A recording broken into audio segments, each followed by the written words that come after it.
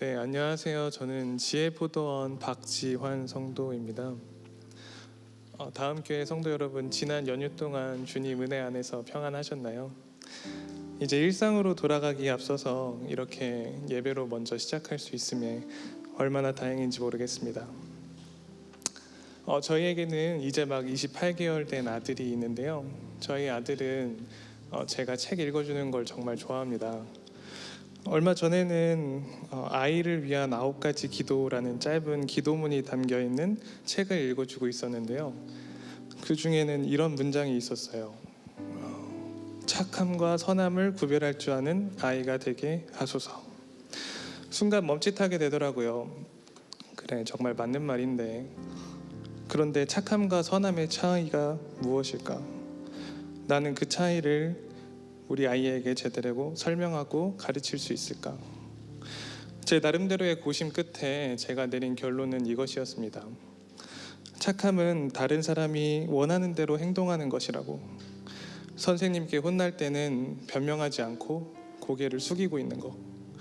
다른 사람의 부탁을 대신 들어주고 다른 사람의 기대에 충족시키는 것. 어쩌면 착함은 다른 사람들에게 괜찮은 사람으로 보이기 위한 노력일 수도 있고 누군가의 기준에 맞추기 위한 행동일 수도 있겠구나 라고 생각이 들었습니다. 반면에 선함은 하나님의 시선 아래에 그분의 뜻을 따라 살아가려고 하는 마음의 태도가 아닐까요? 다른 사람들에게 맞추기 위해서가 아니라 누가 보든 보지 않든 하나님의 말씀대로 살아가고자 하는 그 마음 말입니다. 하지만 솔직히 말씀드리자면 저는 여전히 그 경계에서 갈팡질팡하곤 합니다. 사람들의 눈치를 보면서 착한 척 할 때도 있고 진짜 선함이 하나님의 뜻이 무엇인지 잘 모를 때가 많습니다. 그래서 오늘 예배의 자리에서 하나님께 묻고 싶었습니다. 하나님, 제가 착함에 머무르지 않고 당신의 선함을 선택하게 해주세요. 그리고 그 마음을 제 아이에게도 전할 수 있게 해주세요. 성도 여러분, 우리 모두가 각자의 삶의 자리에서 착함보다는 선한 사람으로 살아가길 소망합니다.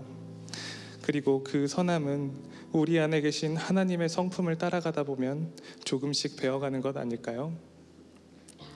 이제 우리 마음을 열고 선하신 하나님 앞에 나아갑시다.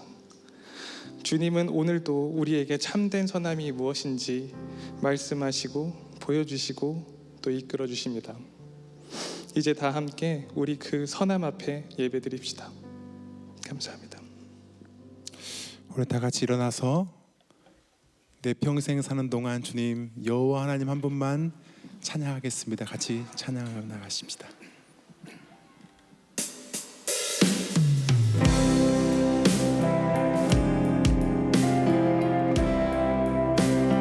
내 평생 사는 동안 내 평생 사는 동안 주 찬양하리. 여호와 하나님 내 주를 찬양하리. 주님을 묵상하며 주님을 묵상하며 즐겁도다. 내 영혼 주 안에서 참. 우리 한 번 더 고백합니다. 내 평생 사는 동안 내 평생 사는 동안 주 찬양하리. 여호와 하나님 내 주를 찬양하리. 주님을 묵상하니 즐겁도다. 내 영혼 주 안에서 참 기쁘니. 내 영혼아 주님을, 내 영혼아 주님을 송축하라. 내 영혼아 주님을 찬양하라. 내 영혼아 주님을 송축하라. 내 영혼아 주님을. 우리 한 번 더 큰 소리로 내 평생 사는 동안 내 평생 사는 동안 주 찬양하리 여호와 하나님 내 주를 찬양하리 주님을 묵상하니 즐겁도다 내 영혼 주 안에서 참 기쁘리 내 영혼아 내 영혼아 주님을 성축하라 내 영혼아 주님을 찬양하라 내 영혼아 주님을 성축하라 내 영혼아 주님을 찬양하라 내 영혼아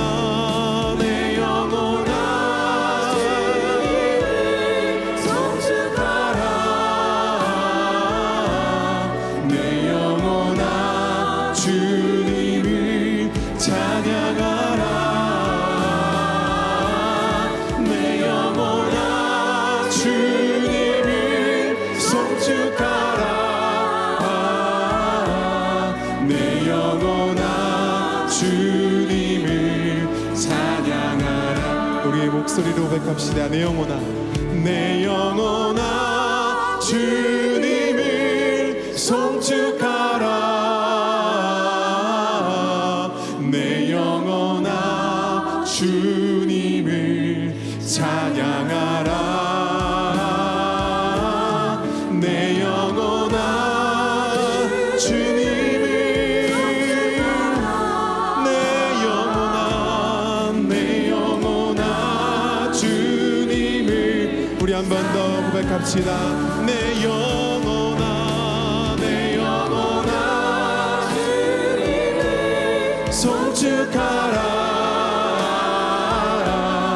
내 영혼아 주님을 찬양하라 내 영혼아 주님을 성축하라 내 영혼아 주님을 찬양하라 내 영혼아 주님을 내 영혼아 주님을 찬양하라 내 영혼아 주님을 찬양하라 내 영혼아 주님을 찬양하라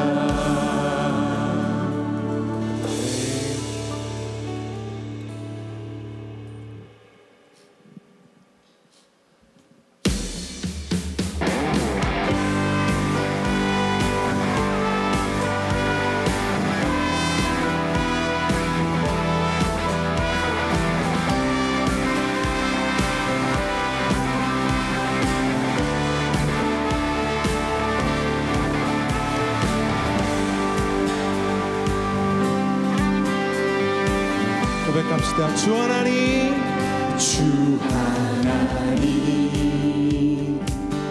독생자 예수 날 위하여 오시었네 내 모든 죄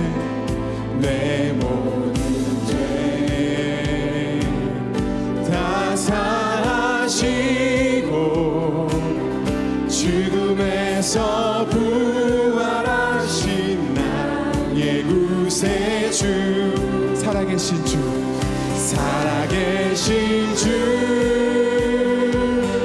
나의 참된 소망 걱정 근심 전혀 없네 사랑의 주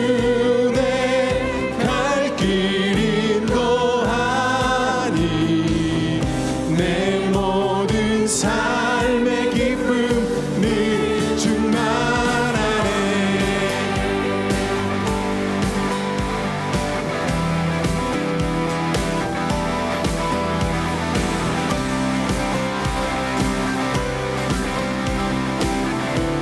합시다. 주 안에서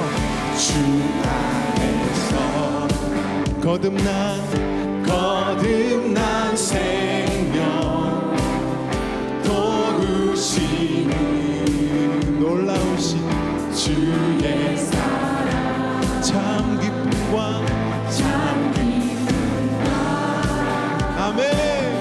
확신 가지고 예수님의 도우심을 믿으며 살리 살아계신 주님 살아계신 주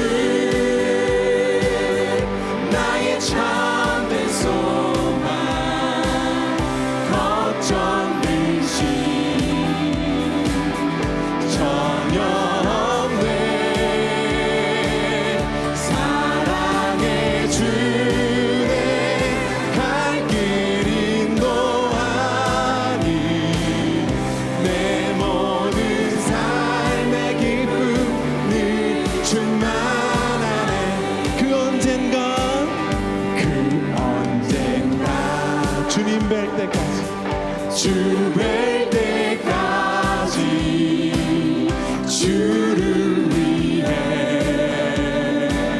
싸우리라 승리의 길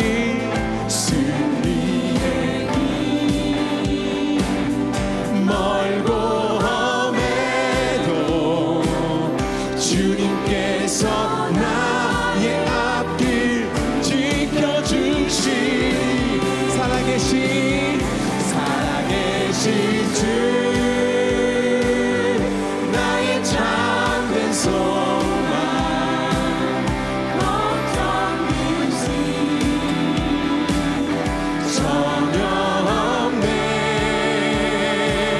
사랑의 주네 갈 길 인도하니 내 모든 삶의 기쁨을 충만하네 살아계신 주님 살아계신 주 아멘 나의 참된 소망 걱정 의심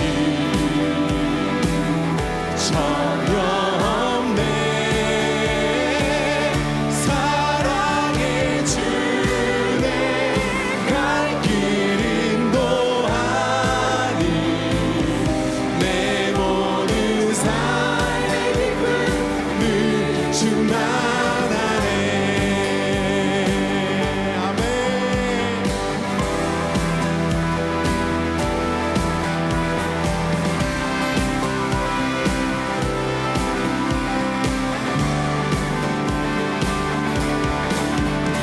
할렐루야 주님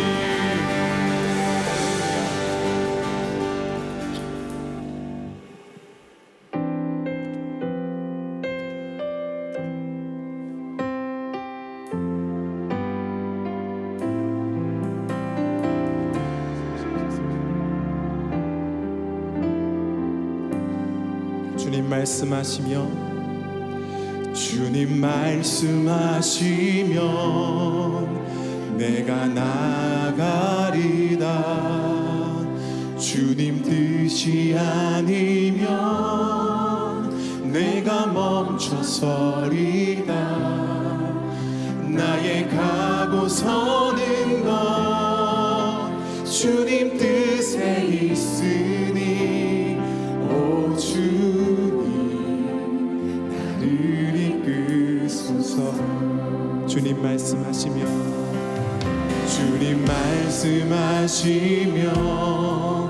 내가 나아가리다 주님 뜻이 아니면 내가 멈춰서리다 나의 가고 서는 것 주님 뜻에 있으니 오 주님 나를 이끄소서 뜻하신 그곳에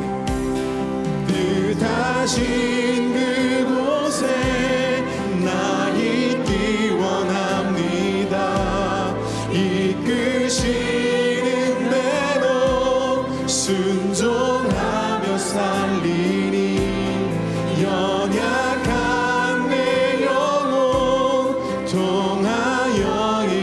하소서. 주님 나라와 그 뜻을 위하여 오 주님 나를 이끄소서. 우리 한 번 더 고백합시다. 주님 말씀하시면 내가 나가리라. 주님 뜻이 아니면 내가 멈춰서리다. 나의 가고 서는 것 주님 뜻에 있으니 오 주님 나를 이끄소. 뜻하신 그곳에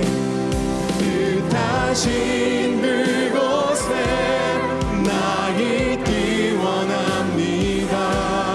이끄시는 대로 순종하며 살리니 연약한 내 영혼 통하여 일하소서. 주님 나라와 그 뜻을 위하여 뜻하신 그곳에 나 있기 원합니다.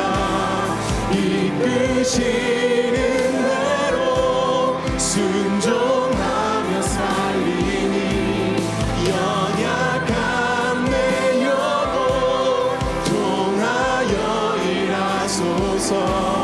주님 나라와 그 뜻을 위하여 주님 나라와 그 뜻을 위하여 주님 나라와 그 뜻을 위하여 주님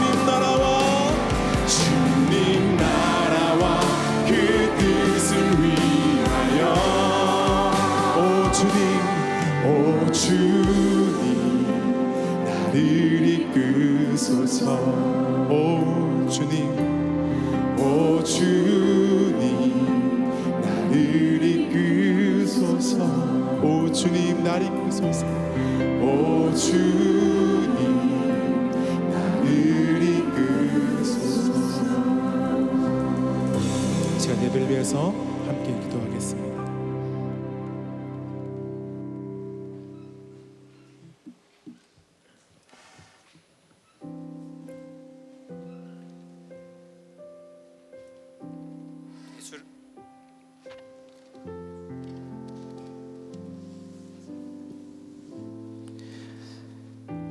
예수를 너희가 보지 못하였으나 사랑하는도다. 이제도 보지 못하나 믿고 말할 수 없는 영광스러운 즐거움으로 기뻐하니 믿음의 결국 곧 영혼의 구원을 받음이라. 우리에게 참 소망인 구원을 주신 예수 그리스도를 찬양합니다.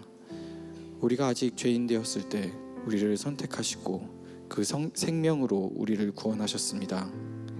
이 기쁨의 감격이 항상 우리 다음 교회 가운데 있기를 기도합니다. 또한 그 은혜 가운데 성령의 열매가 가득한 공동체가 되기를 기도합니다.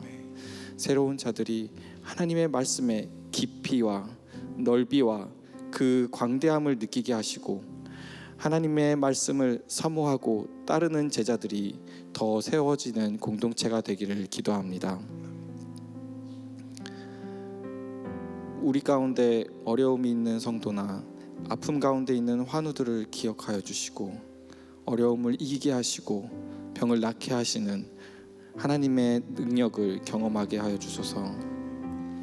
우리 가운데 있는 모든 사역들 가운데서 처음과 끝 모든 계획을 온전히 하나님께 주관하시기를 기도합니다. 특히 오늘 예배 가운데 말씀을 전하실 김효색 선동님을 온전히 성령 하나님께서 주장하여 주시고 우리가 오늘 들을 말씀을 귀 기울여 주게 하여 주시고 성령의 조명하심으로 깨닫게 하여 주시옵소서. 예배의 시종을 온전히 주께 주관하시기를 기도하오며 예수님 이름으로 기도합니다. 아멘. 지금은 봉헌 시간입니다. 모두 자리에서 일어나셔서 지금은 봉헌 시간입니다. 모두 자리에서 일어나셔서 준비하신 예물 드리도록 하겠습니다.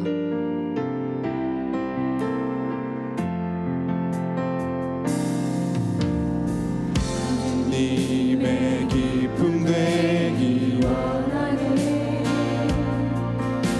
내 마음을 새롭게 하소서. 새 무대가 되게 하여 주사.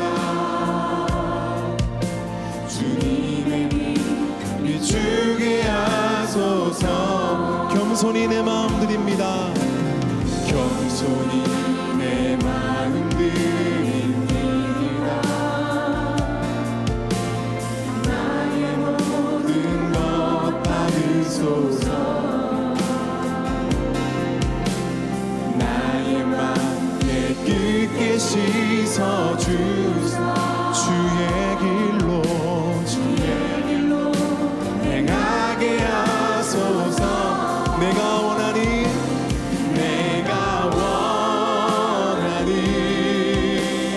한 가지 주님의 기쁨이 되는 것. 내가 원하는 한 가지 주님의 기쁨이 되는 것.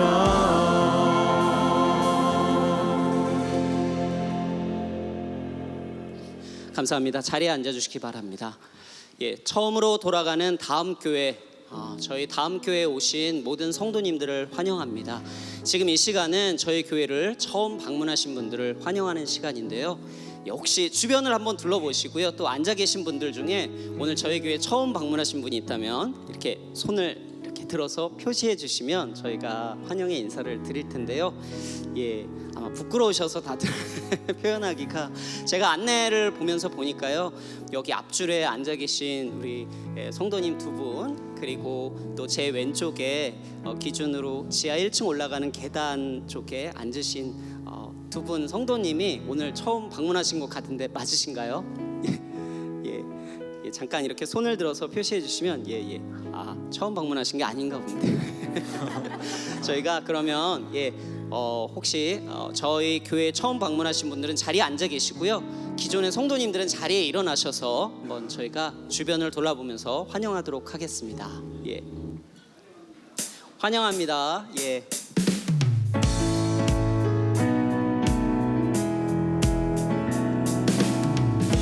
하나님의 사랑이 당신의 삶 가운데 가득하기를 축복합니다. 하나님의 은혜가 우리 가운데 가득하길 기도합니다. 좌우 앞뒤로 돌아보면서 이동하면서 저희 환영하겠습니다. 하나님의 사랑이 당신의 삶 가운데 가득하기를 축복합니다. 하나님의 은혜가 우리 가운데 가득하길 기도합니다. 가득하길 기도합니다. 가득하길 기도합니다.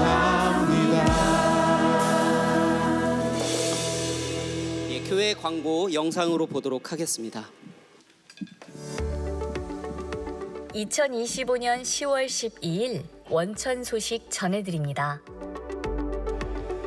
2025년 하반기 원천교회 직위 세미나를 잘 마쳤습니다.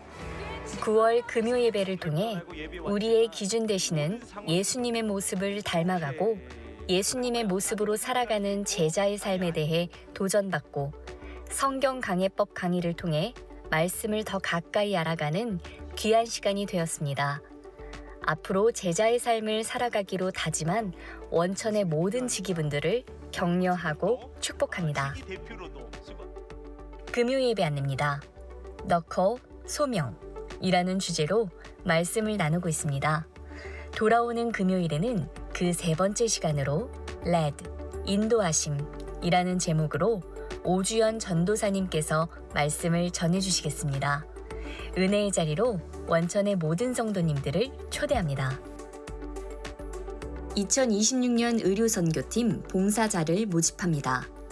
장소는 베트남입니다. 모집 분야는 의사, 약사, 간호사, 치위생사, 미용사, 자원봉사자입니다. 성도님들의 많은 관심과 참여를 부탁드립니다. 중앙기독유치원 초등학교 일반 전형 입학 설명회 안내입니다. 일시 및 장소는 10월 16일 목요일 오후 6시 신관 4층에서 진행합니다. 자세한 안내는 QR코드 혹은 입학처 공지사항을 참고해주세요. 중앙기독고등학교 입학 설명회 안내입니다. 일시 및 장소는 10월 18일 토요일 오전 10시에 IM센터 IM홀에서 진행합니다. 2025 성탄절 감사예배 연합성가대 오케스트라 모집 안내입니다. 모집 분야는 성가대원, 오케스트라 연주자입니다. 신청 모집 기간은 10월 19일부터 11월 21일까지입니다. 자세한 안내 및 신청은 QR코드를 통해 신청해주세요. 이상 자세한 안내는 주보를 참고해주세요.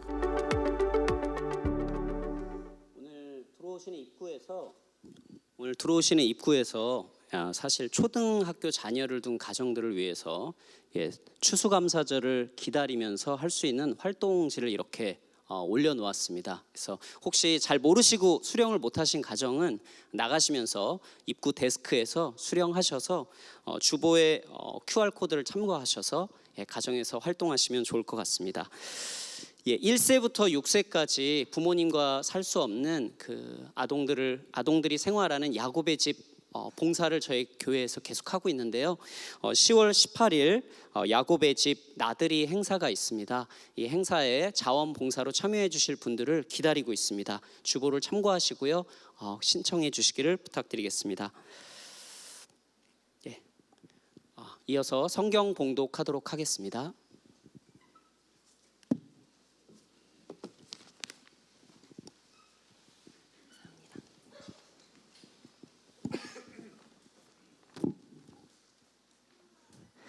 오늘 하나님께서 주신 말씀은 고린도전서 7장 1절에서 7절 말씀입니다. 다 같이 교독하시고 마지막 절은 합독하시겠습니다. 너희가 쓴 문제에 대하여 말하면 남자가 여자를 가까이 아니함이 좋으나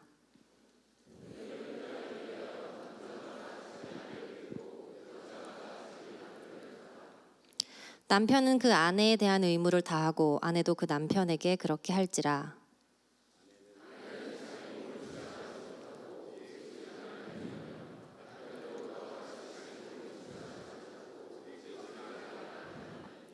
서로 분방하지 말라. 다만 기도할 틈을 얻기 위하여 합의상 얼마 동안은 하되 다시 합하라. 이는 너희가 절제 못함으로 말미암아 사탄이 너희를 시험하지 못하게 하려 함이라.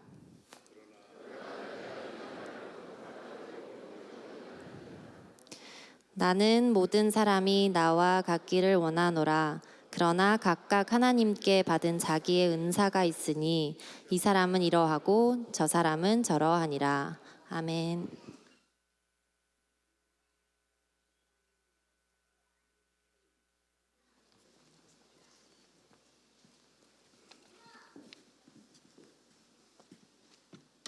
안녕하세요. 이게 죄송해요. 마이크가 이걸로 해야 될 것 같은데요. 연휴 어떻게 잘 보낸 게 뭘까요? 키로수가 안 늘어나시면 되게 잘 보내신 것 같은데 저는 못 보낸 것 같습니다. 귀한 또 시간 많이 또 가족들과의 시간도 보내고 또 쉼의 시간도 보내시고 특별히 비가 많이 와서 많이 죄송합니다 이런 말을 싸돌아다니지 않게 해주시는 하나님께 감사드립니다. 왜냐하면 더 피곤할 때가 많아요. 연휴가 길면 길수록 리듬이 깨지고 또 우리의 삶 안에서 저는 쉼과 일의 그 균형이 있어야 되는데 그 균형이 없으면 영적으로도 많이 힘든 시간이 될 것 같아요. 오늘 다시 일상으로 우리 앞부분에서 우리 나눠주시고 기도해 주신 것처럼 우리가 일상을 예배로 다시 이렇게 잡을 수 있도록 해주신 하나님과 또 그렇게 선택하신 여러분들에게 감사드립니다. 저희가 지금 마태복음을 계속 나가면서 19장에 좀 오래 머물고 있습니다. 특별히 부부 관계에 대한 성경적 원리를 회복하는 일로 지금 몇 주째 저희가 시리즈로 가고 있어요. 이제 다음 주 정도면 하여간 이 시리즈가 거의 마무리될 것 같은데, 그 가운데서 제가 말씀을 준비하면서 이렇게 성경은 굉장히 실용적이다, 굉장히 프랙티컬한 부분이 부부 관계에 대해서, 오늘은 성에 대해서 이야기할 건데, 이런 말씀을 준비하면서도 부득이하게 우리 예배를 드리는 분들 중에는 결혼 아직 하지 않으신 분도 있고, 미혼자도 있고, 또 이제 혼자 되신 분도 계시고, 또 원래는 오늘 일부러 저 아이들이 없을 거라고 생각을 했는데, 제가 눈에는 이렇게 이 19금 설교를 하기에 불편을 느낄 친구들이 있을까 보는데 아주 어리든지 그런 것 같아서 괜찮은 것 같은데요. 이 마지막 부분이 결혼 부부의 삶에서 이 이야기를 해당이 안 된다고 생각하실 수도 있는 분들이지만, 우리 모두 하나님의 가치를 나만을 위해서가 아니라 우리 자녀들이나 또 우리 공동체 안에, 포도원 식구 안에, 그리고 우리 교회 안에 다음 세대에게도 이 회복돼야 되는 성경적인 성의식, 성윤리, 성에 대한 우리의 생각들이 이 말씀을 통해서 회복되기를 기도하는 마음으로 조심스럽게, 그렇지만 좀 단호하게 하나님 말씀 있는 그대로를 이렇게 좀 미화나 포장 없이 여러분들하고 나눌까 생각하고 있습니다. 하나님의 디자인은 우리가 벌써 몇 주가 지나긴 했지만 창세기 2장 24절에 있는 말씀을 통해서 무브먼트가 있다고 말했어요. 우리가 결혼을 하기 위한, 결혼이 되는, 부부가 되는 그 무브먼트에는 첫 번째 무브먼트가 뭐였죠? 하나님이 명령하시고 하나님이 디자인하는 말씀이 뭐였죠? 아담에게 준 말이죠. 사람이 어떻게 해야 된다고요? 부모를 별로 은혜를 못 받으셨는지 잊어버리셨는지 브레인 포그가 오셨는지 잘 모르겠지만 부모를 떠나야 돼요. 결혼의 first movement는 부모를 떠나는 거예요. 이미 성인 자녀를 둔 부모님들이 여기 계십니다. 아직 어린 부모님도 계실 겁니다. 하나님이 우리에게 자녀를 주신 이유는 우리가 한평생 끼고 살고 소유하기 위해서 자녀를 주신 게 아닙니다. 나의 외로움을 달래기 위해서 자녀를 허락하신 것이 아닙니다. 성경적인 이 하나님의 디자인, 이 결혼과 부부에 관한 생각을 하실 때 부부 나에게만 적용하지 마시고 우리 자녀들과 다음 세대에게도 적용해 주신다면, 지금 부모님들의 가장 중요한 역할은 우리 자녀들이 어떻게 잘 떠날 수 있게, 잘 런칭될 수 있게, 자신이 부모를 떠나는 그 무브먼트로 과감하고 단호하고 선명하게 들어갈 수 있도록 도와주시는 게 중요합니다. 이론적으로는 잘 알아요. 지금 우리 딸이 잠시 미국에서 와 있거든요. 근데 아직도 저는 내 딸이 아직도 내 딸이에요. 근데 저만 그런 줄 알았는데, 우리 어머니, 우리 아버지를 보면 환갑이 넘은 아들을 아직도 이렇게 못 떠나보낸 부모님의 마음이 보여요. 걱정을 하시고 용돈을 주시고 아직도 그러세요. 잘 떠나보내주세요. 왜냐하면 하나님이 디자인한 그 다음 단계를 가기 위해서 언약이라는 합함이라는 것을 리빙을 해야 클리빙이 된다고 성경은 말씀했잖아요. 이 클리빙은 이 자녀들이 이제는 자신의 가정을 꾸리고 하나님이 주신 성 정체성, 남성이면 남성성을, 여성이면 여성성을 성인으로 다른 남성과 여성과 합하여서 언약의 관계 속에서 결혼할 수 있도록 잘 준비해 주는 게 떠나보내는 것입니다. 떠나보내 주세요. 본인이 안 나간다고 해도 내보내 주세요. 상담하고 있는 한 청년이 있어요. 굉장히 이제 효도하는 청년이에요. 그리고 열심히 정말 신앙생활도 잘해요. 그런데 제가 그 청년한테 아직 이제 결혼 대상자를 찾고 있기도 하고 여러 명을 만났었던 것 같기도 하고, 그런데 아직 부모님하고 같이 살고 있더라고요. 그래서 제가 부모님이 서운할 거를 확실히 알아요. 그러니까 뭐 자세한 얘기 못 드리겠지만 뭐 여러분들은 모르시는 분이나 뭐 그러나 어떻게 하다가 또 말이 들어갈 수도 있어서 제가 조심스럽게 말해요. 그 청년한테 지금 먼저 이사 나와야 결혼 대상자를 찾을 거라고 말씀드렸어요. 물론 여러 가지 이유로 부모님 집에서 있고 그리고 경제적인 이유도 있고 부모를 잘 모셔야 하는 이유도 있고 부모님이 좀 연로하시고 좀 도움이 필요할 수 있는 모든 게 있는 거 알아요. 그런데 그 청년이 만약에 부모 집에서 이사 나오지 않은 상태에서 부모님과의 그 관계가 정리되지 않은 상태에서 어떤 대상을 만나면, 제가 남자인지 여자인지도 지금 안 공개하려고 되게 노력하고 있는 거 보이세요? 청년이라고 하고 대상이라고 말하잖아요. 배우자를 찾는데 만약에 배우자를 만나서 그 이후에 이사를 나갔다. 부모님의 마음이 훨씬 더 결혼한 상대자와 그 상대자를 경쟁의 대상으로 생각하게 되는 가능성이 많을 거예요. 먼저 이사 나오고 그 다음에 배우자를 찾자 하고 그렇게 상담하고 있어요. 우리 자녀들이 나와야 되고요, 자녀들이 떠나야 되고요, 우리는 보낼 수 있어야 돼요. 지금 이 말씀이 여러분들에게 적용되는 말씀이라면 하나님 앞에 정말 나한테 주신 말씀으로 받으셨으면 좋겠어요. 저한테 하고 있는 설교일 수도 있어요. 놔줘야 돼요. 우리 아이들을 놔줘야 되고 보내줘야 되고 잘 떠날 수 있도록 축복해야 됩니다. 근데 떠나고 나면 두 번째로 그 관계에서 필요한 건, 우리 이제 떠난 사람들이라고 가정을 하고요, 합함, 클리빙이 두 번째 목적이죠. 그 클리빙은 뭐냐면 언약으로 약속하면서, 공개적으로 약속하면서 그 약속을 실현하는 그 합함의 그 언약의 관계를 계속해서 시켜야 돼요. 결혼식 때 했던 언약이 계속해서 잘 유지되고 지켜지고 그것을 실현해 나가는 일로 우리들이 해야 됩니다. 이제 오늘 이 이야기 속에 드리고 싶은 말씀이 있어요. 세상은 우리에게, 우리 심리학을 전공한 사람들 보면 인생의 가장 중요한 목적을 뭐라고 말하냐면, 심리학에서는 자아실현이라고 해요. 내가 가장 완벽한 나, 가장 실현된 나를 찾아가는 게 인생의 목적이다. 우리는 그러한 것에 대학교 때 성인이 되고 나서 사회생활하면서 자아실현을 위해서 살아가요. 근데 성경은 우리에게 주신 인생의 목적이 자아실현이 아니에요. 나 자신의 최대한 것을 실현하는 게 아니에요. 우리는 자아실현을 위해서 살아가는, 크리스천은 자아실현을 위해서 살아가는 존재들이 아니고요, 따라할까요? 주뜻 실현. 따라하세요. 주뜻 실현. 우리 자신을 실현하는 것, 나 자신의 나 아자죠. 이 자를 실현하는 게 우리 인생의 목적가 아니고요. 그래서 내가 될 수 있는 최고의 나가 되는 게 아니에요.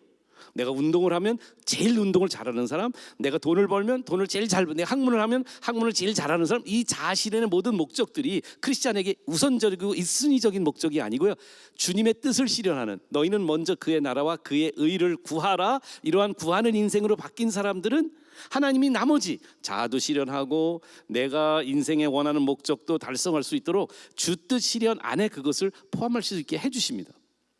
오늘 말씀하고 굉장히 연관이 있어서 이걸 좀 강조하는데요, 그것 중에 하나가 이 클리빙의 목적이 하나님의 뜻임을 이해하시면,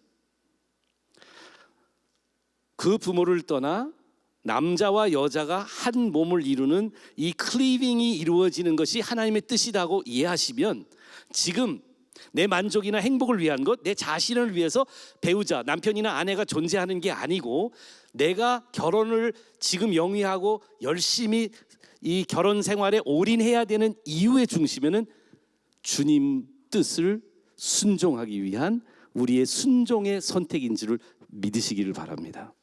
부부 생활의 이유는, 목적은 자녀 기르는 게 아니고요, 부부가 둘이 합쳐서, 요즘 지금 이제 청년들하고도 이 결혼을 말하다라고 하는 팀 켈러의 책을 통해서 이야기하고 있는데, 요즘 이 혼인 신고를 안 하는 친구들이 많이 있어요. 제가 상담하고 있는 청년이 있는데 부부가 결혼했어요. 결혼식도 다 했어요.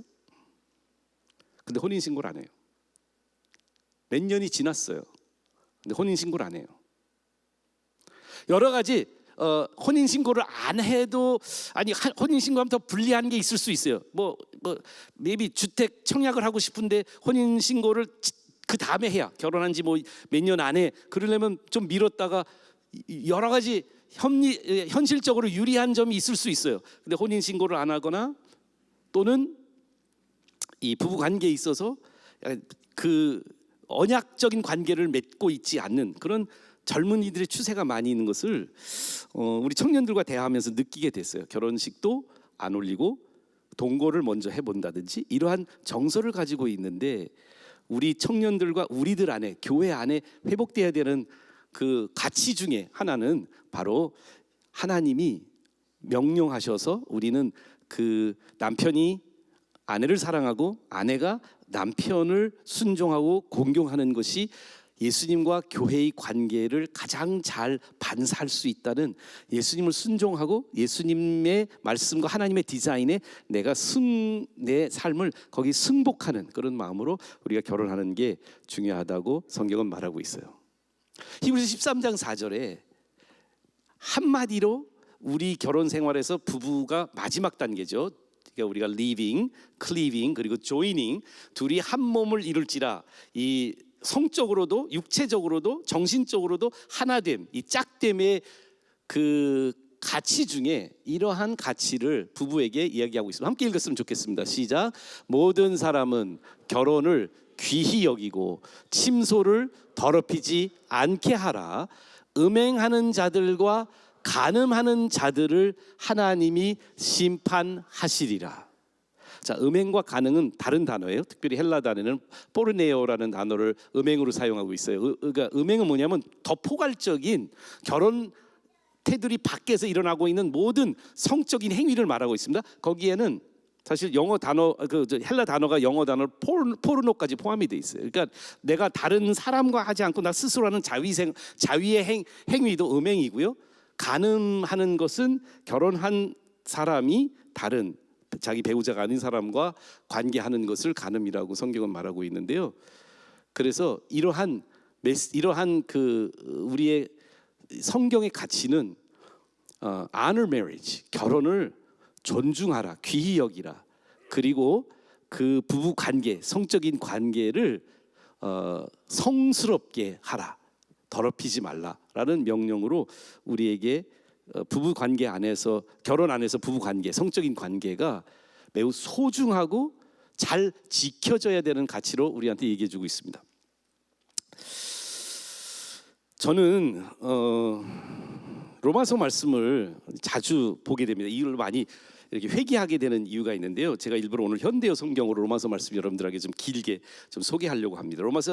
로마서 말씀은 바울이 그 구원에 대해서 어떻게 복음이 우리를 의롭게 하는지에 대해서 가장 뭐라 그럴까요? 논리적으로 그리고 가장 많은 분량을 할애해서 죄와 의에 대해서 설명하고 있어요. 그런데 로마서 1장이 죄가 어떻게 시작됐는지를 우리한테 설명해 주고 있습니다. 근데 이 말씀이 저는 조금 더 이해하기 좋게 번역을 우리 현대어로 여러분들하고 나누려고 합니다. 그렇습니다. 인간은 하나님을 알고 있습니다. 우리 다 하나님 알만한 것이 우리 안에 있다고 개역성경 말합니다. 그런데 인간은 그 사실을 받아들이지 않습니다. 하나님을 알아요. 하나님 느껴요. 하나님 존재가 직감적으로 우리한테 느낌이 있어요. 그런데 그것을 잘 인정하지 않아요. 하나님께 예배를 드리기커녕 날마다 하나님께서 돌봐주시는데도 감사조차 드리지 않으려고 합니다. 드리지 않습니다. 오히려 그들은 우리들이죠. 죄를 지은 우리들은 죄성을 가진 우리들은 이제 하나님은 어떤 분이며 인간에게 무엇을 원하는 것이 무엇인지에 대해 어리석은 생각마저 품고 그 어린 생각이 어두워져서 분별력조차 잃었습니다. 하나님 없이도 스스로 현명하게 될 수 있을 거라고 주장하면서 그와는 반대로 완전히 어리석은 인간이 되어버렸습니다. 우리의 자기가 자기 꾀에 넘어간다고 하죠. 그래서 이러한 죄성은 하나님 없이 그래서 우리 애들이 부르는 노래가 있죠. 근데 우리가 하나님 앞에 이 노래 부르고 지금까지 스스로 살아왔어요. 꺼야 잘할 거야. 하나님 없이 혼자서도 난 잘할 거야. 우리의 자아실현의 그 좋은 포장된 말로 나 잘할 수 있어. 나 조금만 더 노력하면 돼. 내가 안식을 지키지 않는 이유도 왜 그러냐면 내가 조금만 더 시간을 들이면 내가 하나님 없이도 하나님 같은 완벽한 삶을 살 수 있을 것 같아.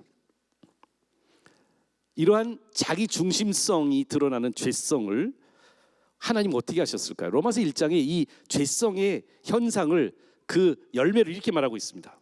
이런 이유로 하나님께서는 인간들이 모든 악한 일을 마음대로 하도록 내버려 두셨습니다. 가장 무서운 하나님의 저주가 뭔지 아세요? 우리를 벌하시는 저주가 아니에요. 소돔과 고모라처럼 유황불을 내려주시는 게 하나님이 하실 수 있는 가장 무서운 처벌이 아니에요. 하나님 하실 수 있는 가장 무서운 처벌은 뭐냐면 내버려 두는 거예요. 죄송합니다. 이걸 화나서 그런 건 아닌데 좀 설교하다가 흥분해서 그랬는데 하나님 우리를 그냥 내버려 두세요. 하나님 없이 살을래? 너 하나님 될래? 너 하나님 없는 거 하나님 인정하고 싶지 않아? 오케이. 그럼 하나님 없이 한번 살아봐. 그렇게 하나님이 방치해 버리시면 어떤 일이 일어나는 줄 성경은 말하고 있죠. 그 일어나는 게 뭐냐면 온갖 성적인 범죄에 빠져 들어가는 대로 내버려 두시는 것입니다. 그렇습니다. 인간은 서로 육체를 더럽히고 죄에 물든 행위에 빠져 들어갔습니다. 여기서 바울이 죄성에 대해서 이야기했는데 하나님 없는, 하나님을 부인하는, 하나님에게 등 돌리고 하나님을 알만한 것이 다 있음에도 불구하고 하나님 없는 것처럼 생각하고 있는 인간의 죄성의 중심에 드러나는 증상이 뭐냐면 성적인 타락이에요. 제일 먼저, 나중에 뒤에 다른 죄성들도 나열하지만 이 성적인 타락이 죄성의 가장 대표적인 것이라는 것. 이런 이유로 하나님께서 인간이 모든 악한 일들을 마음대로 하도록 내버려 두셨습니다. 여자들까지도 하나님께서 정해주신 자연스러운 법을 어기고 변태적인 성적 범죄를 저지르고요. 남자도 여자와 정상적인 성관계를 벌이고 동성끼리 더러운 욕정을 불태우며 수치스러운 일들을 저질렀습니다. 그래서 그들은 그 잘못에 대해 당연히 받아야 할 벌을 받고 있는 것입니다. 이렇게 인간이 하나님을 버리고 인정하지 않자 하나님께서는 그들이 악한 마음으로 생각해낼 수 있는 모든 악한 일을 하도록 그대로 내버려 두셨습니다. 하나님이 없는 삶, 하나님 없이 살 수 있다고 자위하는 삶 속에 일어나고 있는 자기 중심성이 어디에서 가장 확실하게, 확연하게, 어디에서 가장 깊숙하게 파고 들어가냐면요, 우리들의 성정체성이에요. 하나님이 우리를 창조하실 때 당신의 형상 속에 남자와 여자를 창조하셨다고 에덴 남녀라는 책을 통해서 우리는 하나님이 창조하신 남성성과 여성성이 우리들 모든 정체성의 가장 중심에 있거든요. 가장 뜨거운 열정과 나의 가장 깊숙한 아이덴티티, 정체성은 나의 여성성과 남성성에 있어요. 근데 그것을 굴절시키면, 그것을 오염시키면, 그것을 안으로 굽게 변질시키면 하나님이 창조하신 그 창조의 디자인을 가장 핵심적으로 망가뜨릴 수 있다고 사탄은 생각하고 있다. 사탄이 건드리고 있는 부분이 성이에요. 성에 대한 의식과 윤리를 자기 중심성과 결부시키기만 하면 사탄은 상당히 큰 영토를 확보한다고 생각하고 있어요. 우리가 빼앗기지 말아야 할, 가장 지켜야 할 하나님의 창조의 섭리를 일그러뜨릴 수 있는 사탄의 최고의 일그러뜨림은 우리의 성의식을 오염시키는 거예요. 근데 교회에서는 이 얘기 못해요. 잘 다루지 않아요. 말하지 않아요. 성경이 성에 대한 이야기가 기도에 대한 이야기보다 많은 거 아세요?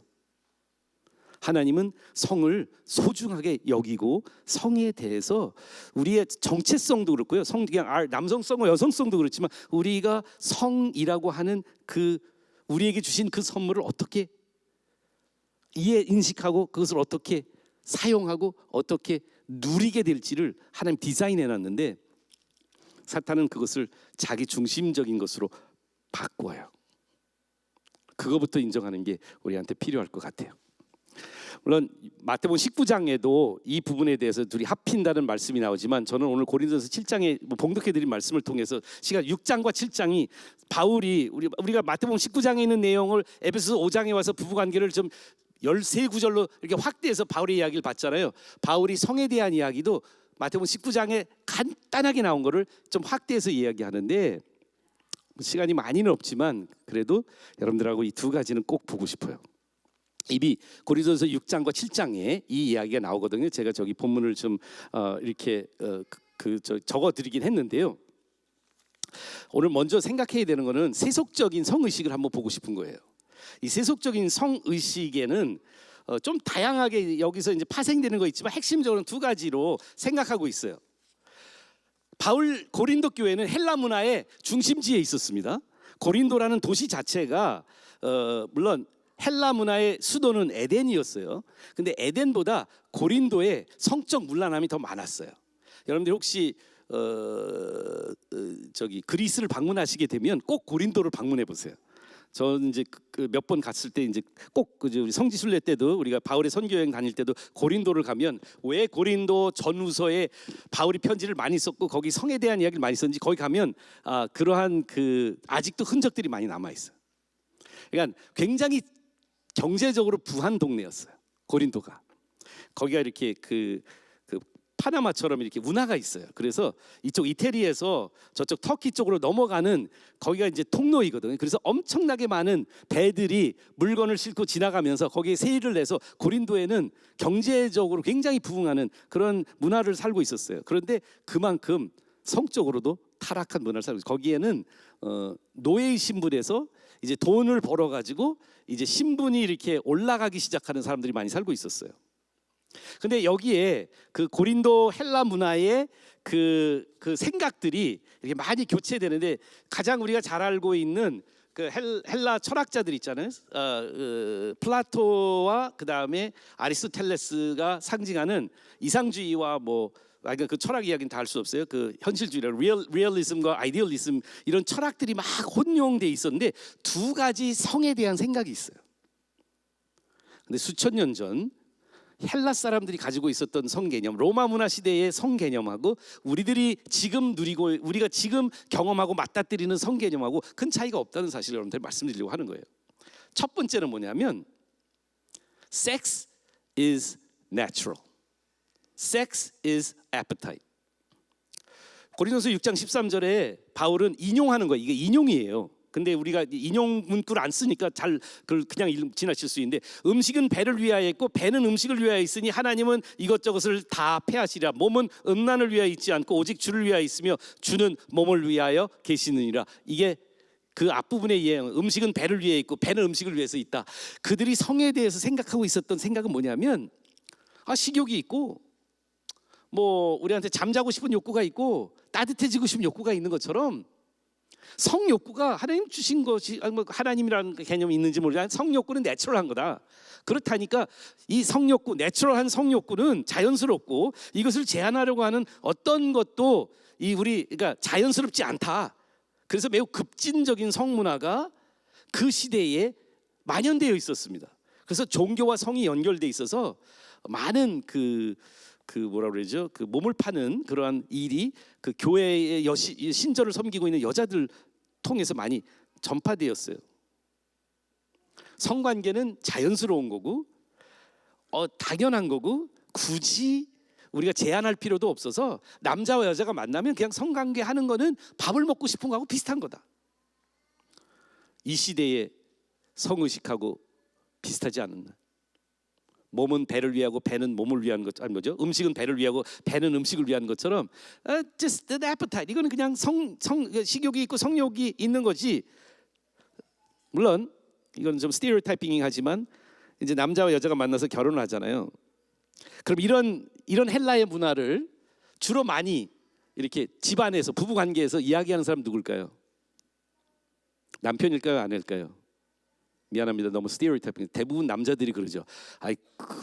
당연하고 좀 그러니까 하여간 표현이 좀 그런데 하여간 아무 때나 그냥 시도 때도 없이 막 하고 싶은 게 대부분 남자.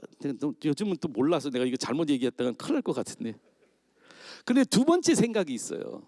이게 플라토의 의식이에요. 이게 좀 스토익 학파들의 그 생각이 많았는데, 이게 고린도전서 7장 1절은 이렇게 말하거든요. 이제 6장에서 이 sex is natural에 대해서 쭉 그거에 대해서 이제 음행한 그러한 것을 쫙 설명을 해요. 왜 우리가 몸을 이 성적인 순결을 지켜야 되는지에 대해서 6장에 얘기하고 7장에 나와서 이런 얘기를 합니다. 너희가 쓴 문제, 너희가 말했던 문제, 너희들이 지적했던 것, 남자가 여자를 갖게 하면 안 된다라고 고린도 사람들이 다른 극으로 간 사람들이 있었어요.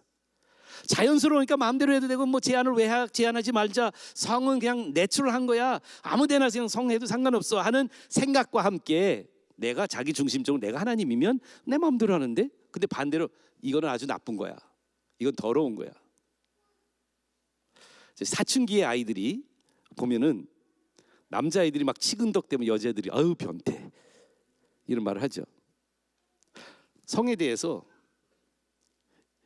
이 시대에 잘못된 성의식을 가지고 있었어요. 심지어 고린도 교회 성도들이 그런 생각이 많았어요. 뭐냐 하면 무조건 성은 나쁜 거야, 성은 더러운 거야, 성은 부도덕한 거야. 그러니 성적인 관심을 갖고 성적인 필요를 채우려고 하는 건 안 좋아.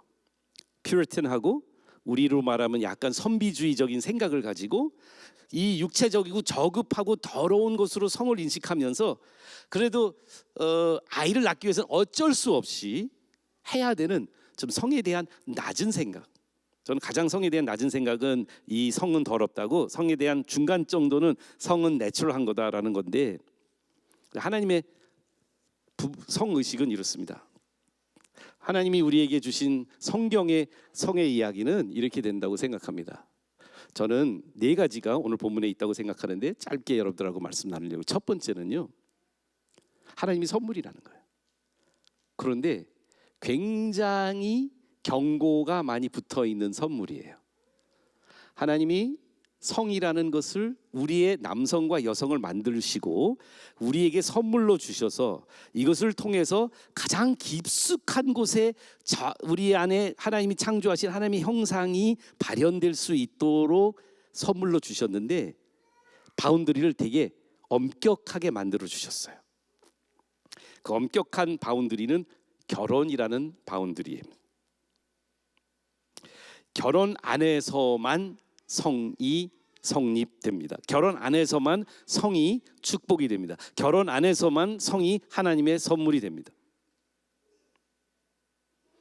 이 결혼 밖의 성에 대한 이 성경적 이야기는 상당히 많이 있는데요.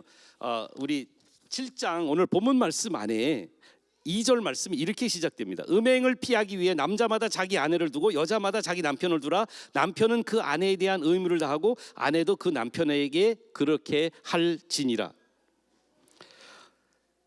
남편과 아내 여기서 음행을 피하기 위해서라는 단어를 쓰는데요. 여기서 말하는 음행을 피한다는 이야기는 우리가 아까 읽었던 로마서 1장에 있는 말씀처럼 우리 안에 나 자기 중심성이 드러나게 되는 부분이 뭐냐 하면 성을 통해서 자기 중심성이 잘 교묘하게 숨겨져 있어요. 근데 세상이 우리한테 부부관계 안에서도 나의 만족이 성에 이 뭐라 그럴까요? 내가 이게 나한테 내가 평가하는 거가 되죠. 그래서 나한테 얼마나 행복감을 주냐, 나한테 얼마나 만족감을 주냐, 나한테 얼마나 짜릿함을 주느냐, 이것으로 우리는 평가하게 돼요. 근데 그게 아니거든요. 하나님의 선물인데 이 결혼이라는 언약이라는 테두리 안에서 주셨기 때문에 이 언약을 더 계속 유지할 수 있는 그 도구로 하나님이 주셨어요. 그래서 이 성을 통해서 둘이 한 육체가 되어서 합하게 된다는 거예요. 그런데 결혼이라는 테두리 밖에서 성관계를 가지게 될 때는 언약을 파괴하고 신뢰를 파괴하는 것을 알고 있습니다.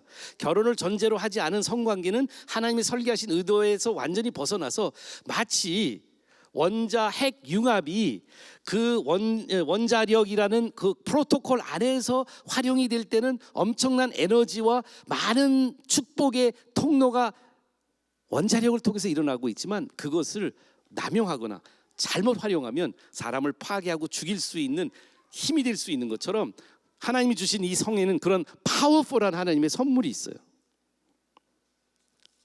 그런데 저는 오늘 이 세 번째가 우리가 그동안에 물론 지금 굉장히 추상적인 것 같긴 하지만 이제 결론적으로 제가 말씀을 드리려고 하는 부분은 뭐냐 하면 왜 세상에서 성이 굴절되고 부부관계 안에서 성이 많은 문제의 요인이 되는 이유가 여기 있어요.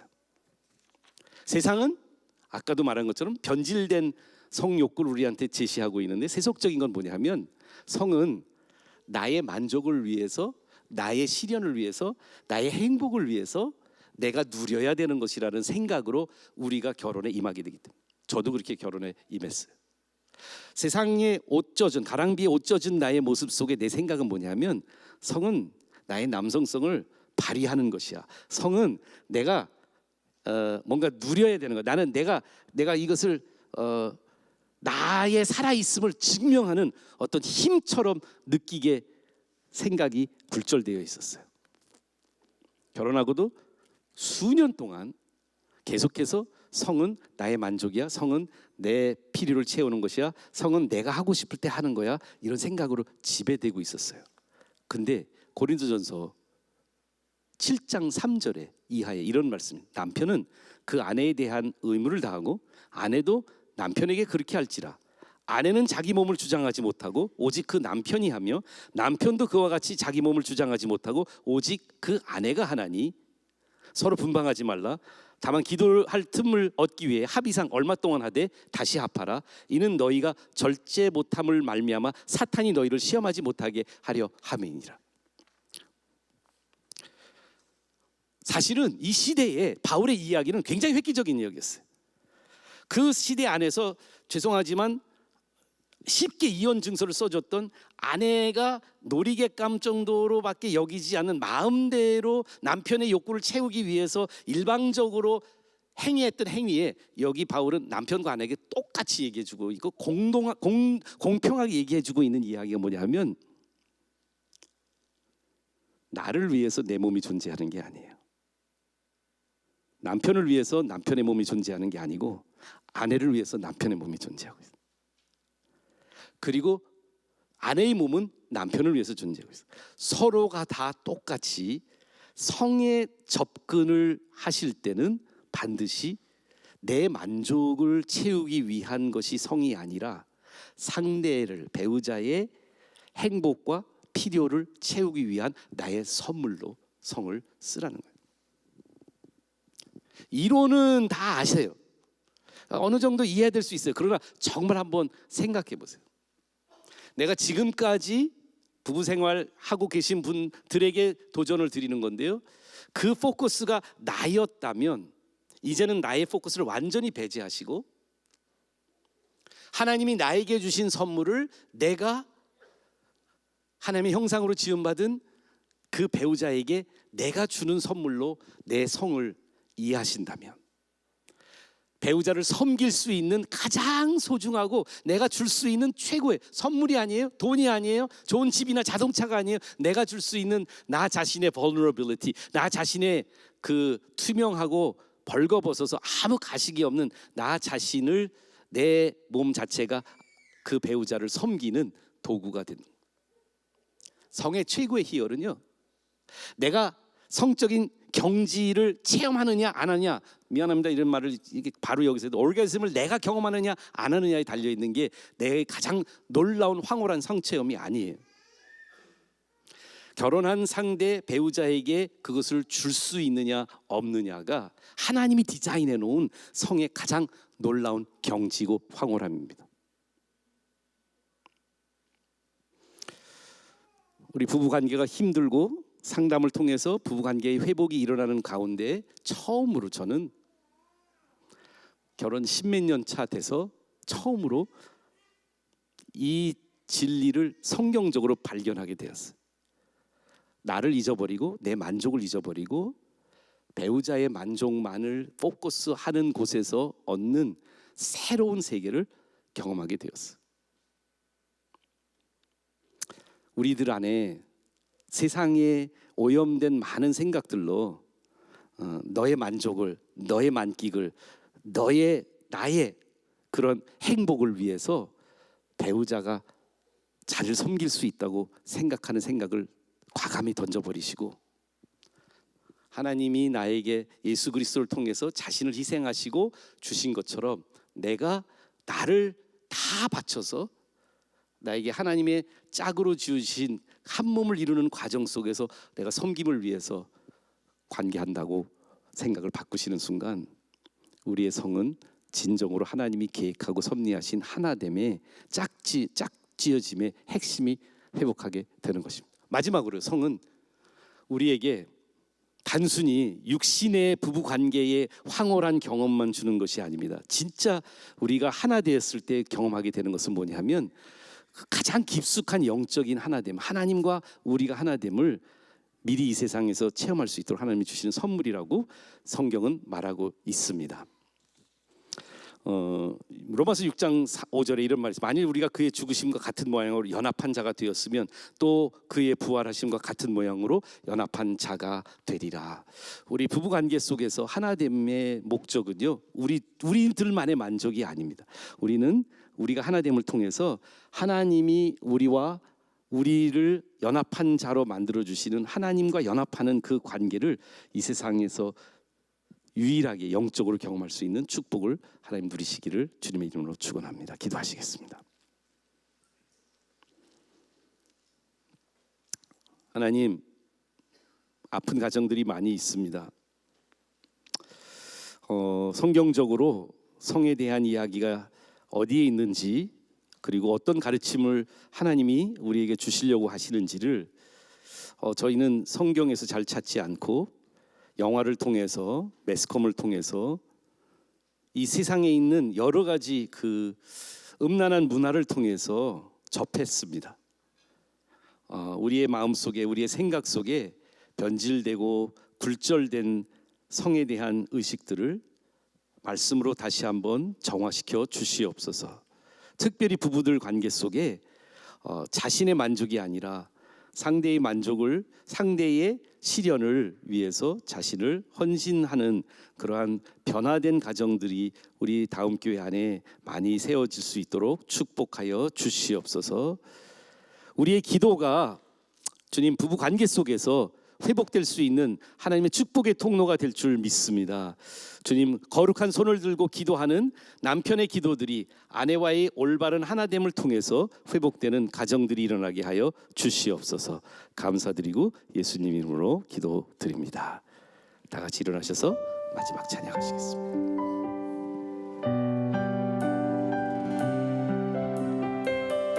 하나님의 부르심.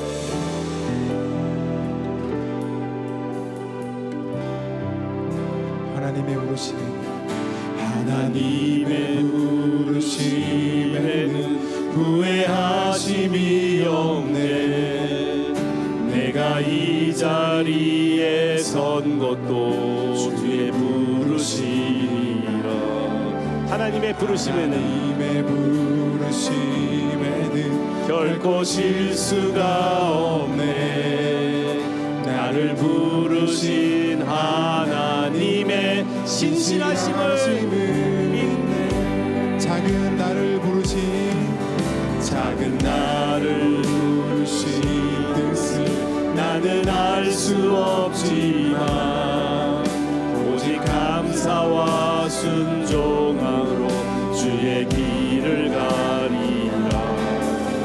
때론 내가 연약해져도 주님 날 도우시니 주의 놀라운 그 계획을 나는 믿으며 살리. 고백합시다. 날 부르신 뜻 내 생각보다 크고 날 향한 계획 나의 지혜로 증량 못하나 가장 좋은 길로 가장 완전한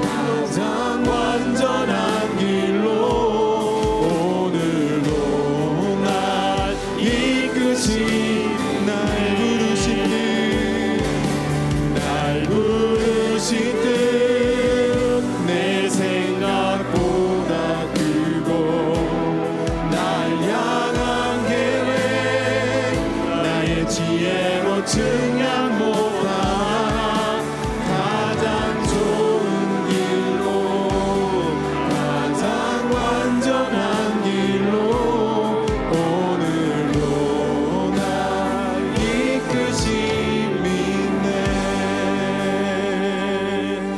이제는 우리 주 예수 그리스도의 지극히 크신 은혜, 하나님 아버지의 무한하신 사랑, 성령님의 감동 감화심이 우리의 가장 깊숙한 곳까지 하나님의 말씀으로 씻어주시고 치유해주시고 거룩하게 회복해주시는 하나님의 은혜에 감사하며 하나님이 주신 선물을 하나님의 방식대로, 하나님의 계획대로, 하나님의 뜻대로 활용하기로 결심하고 돌아가는 귀한 권속들 머리 위에 지금부터 영원히 함께 하시기를 축원하옵나이다.